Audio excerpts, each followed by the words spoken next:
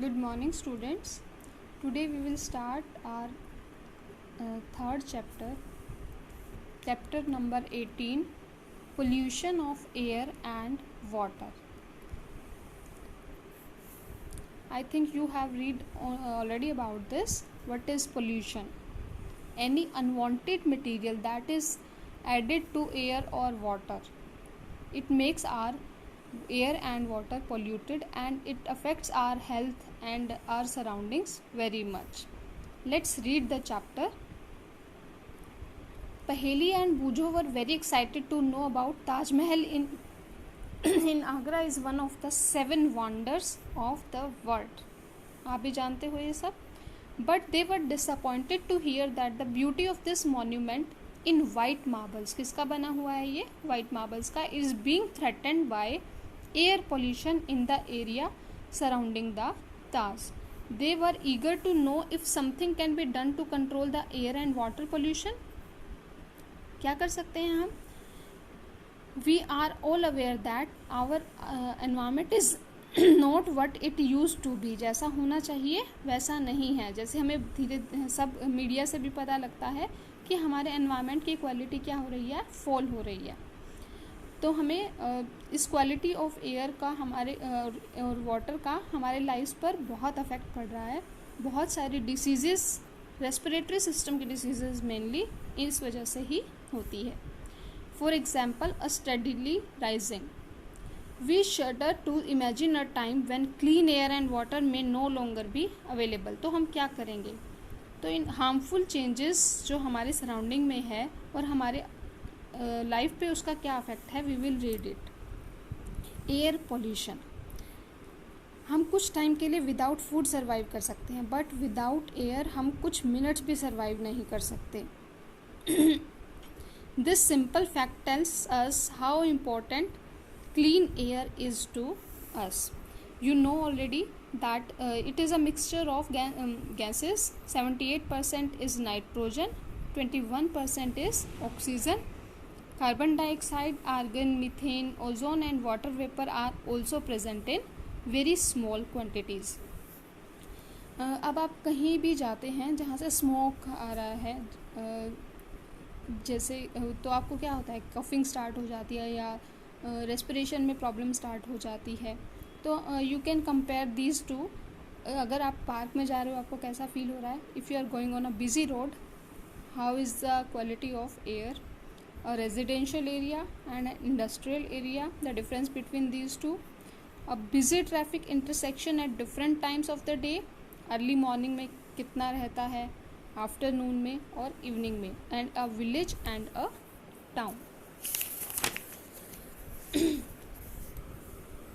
तो इन एक्टिविटीज़ के बीच में डिफरेंस आप करोगे तो आपको पता चलेगा the amount of smoke in the atmosphere.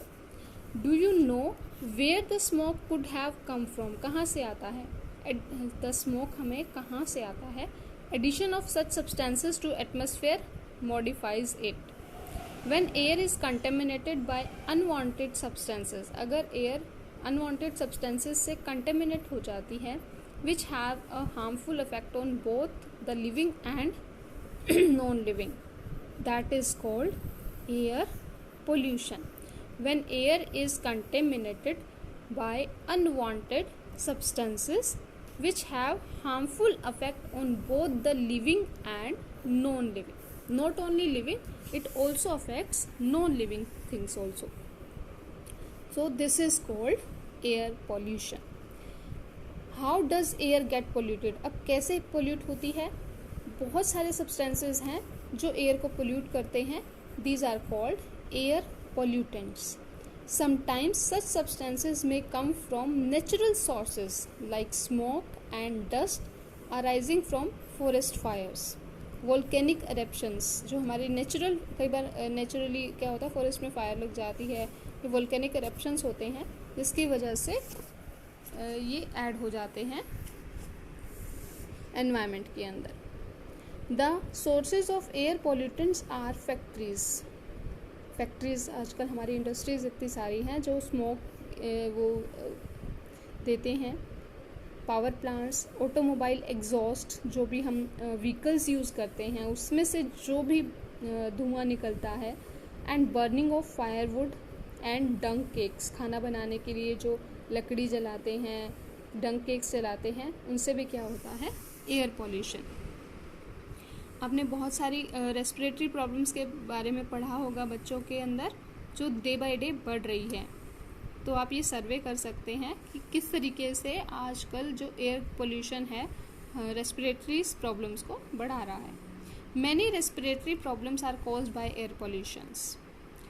Late us now try to find the substances और pollutants which are present in the polluted air. जैसे आपको पता है कि vehicles are increasing in number in our cities.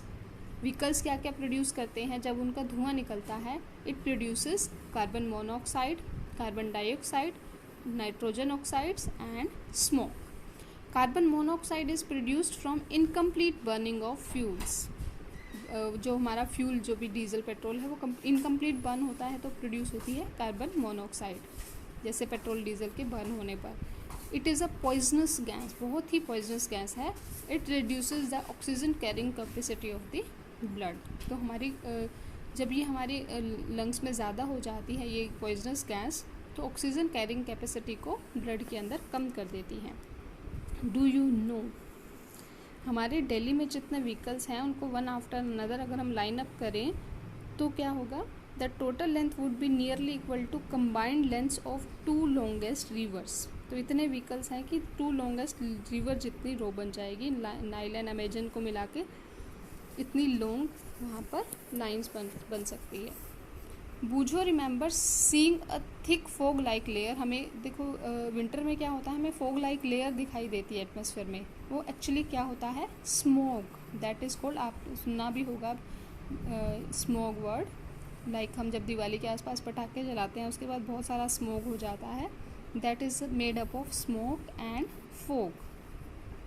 Smoke may contain oxides of nitrogen, इसके अंदर क्या होते हैं, नाइट्रोजन ऑक्साइड्स होते हैं, which combine with air pollutants and fog to form smoke. Nitrogen oxide होती है मेनली, और बहुत सारे पॉल्यूटेंट्स होते हैं वो फोग के साथ मिलकर स्मोक बनाते हैं। और इससे क्या प्रॉब्लम होती है, ब्रीदिंग प्रॉब्लम होती है, अस्थमा की, cough, wheezing in children. Many industries are also responsible for causing air pollution. जैसे पेट्रोलियम रिफाइनरीज हैं, उनसे मेनली गैशियस पॉल्यूटेंट्स आते हैं, जैसे sulphur dioxide, nitrogen oxide. Sulphur dioxide is produced by combustion of fuels like coal. Coal को जलाते हैं power plants में तो उससे सल्फर डाइऑक्साइड जनरेट होता है। इससे भी रेस्पिरेटरी प्रॉब्लम्स होती हैं, या फिर परमानेंट लंग डैमेज भी हो सकता है। अगर बहुत ज़्यादा मैक्सिमम क्वांटिटी में हो जाता है तो लंग का डैमेज भी हो सकता है। अदर काइंड्स ऑफ पोल्यूटेंट्स, एक है chlorofluorocarbons, CFCs। It was a major pollutant जो पहले ज़्यादातर यूज़ होता था रेफ्रिजरेटर्स में, एयर कंडीशनर्स में एंड एरोसोल स्प्रेज में। इस CFC की वजह से क्या हुआ था, जो हमारी ओजोन लेयर का होल है वो क्रिएट हुआ था। उसके बाद सेफ्टी मेजर के तौर पर ozone layer, what is ozone layer, आपको पता होगा। ओजोन लेयर हमें सन की जो हार्मफुल अल्ट्रा वायलेट रेज होती हैं उनसे प्रोटेक्ट करती हैं। But this ozone layer get depleted because of CFC।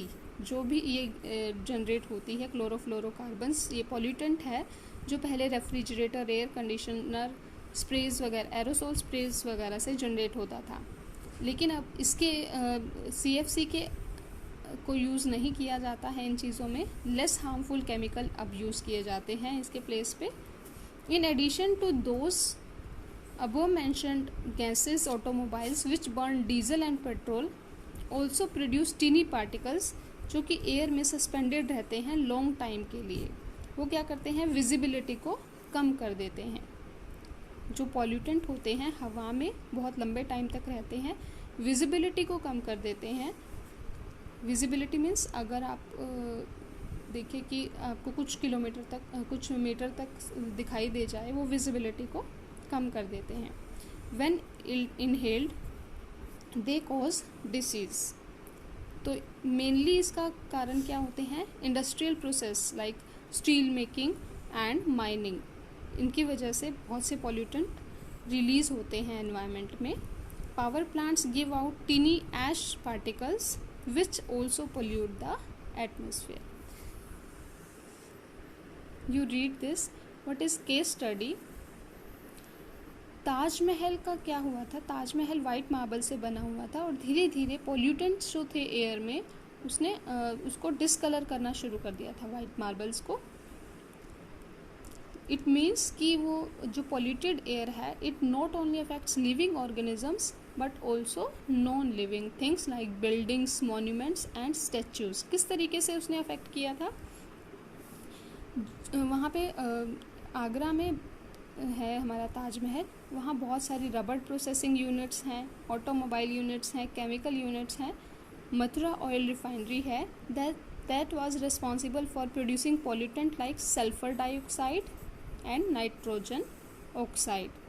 ये जब वाटर वेपर इसके कांटेक्ट में आते हैं सल्फर डाइऑक्साइड और नाइट्रोजन ऑक्साइड के, तो वो क्या फॉर्म करते हैं, sulphuric acid. Sulphuric acid is very dangerous, अगर वो कंसनट्रेटेड अमाउंट में है बहुत डेंजरस होता है.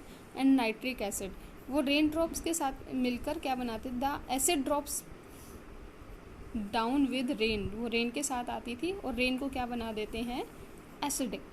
इस तरीके के रेन को बोलते हैं एसिड रेन, जिसमें पॉल्यूटेंट्स बहुत मैक्सिमम अमाउंट में हो, रेन के साथ मिलकर वो क्या बनाते हैं, acid rain.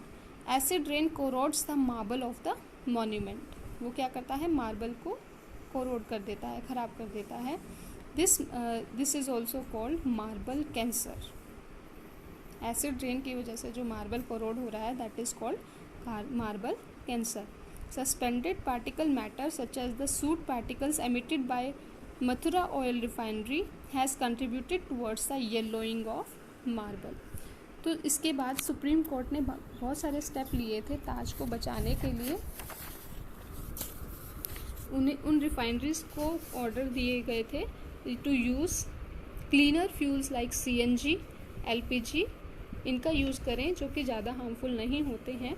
More over the automobiles should switch over to unleaded petrol in the Taj zone में. जो भी व्हीकल आएंगे तो वो क्या यूज़ करेंगे, अनलेडेड पेट्रोल का यूज़ होगा उसमें, या CNG या LPG का यूज़ भी कर सकते हैं. ये आप अगर 20-30 साल पुरानी अगर ताज की पिक्चर देखोगे और अब की पिक्चर देखोगे तो आपको बहुत डिफरेंस दिखाई देगा. अब ये भी एक क्वेश्चन आता है कि एसिड रेन जब हमारे ताज को ख़राब कर सकती है, मीन्स नॉन लिविंग थिंग्स को ख़राब कर सकती है, तो ये एसिड रेन हमारे सॉइल और प्लांट्स पर क्या अफेक्ट डालती होगी. It also have adverse affect on plants and soil also. अगर हमारी सॉइल एसिडिक बन जाएगी, एसिड उसके अंदर बहुत सारा मिक्स हो जाएगा, तो क्या होगा, उसकी जो फर्टिलिटी है वो कम हो जाएगी, प्लांट्स की जो यील्ड है वो ख़त्म हो जाएगी. तो इसका भी हार्मफुल अफेक्ट हो सकता है. Rest we will read tomorrow.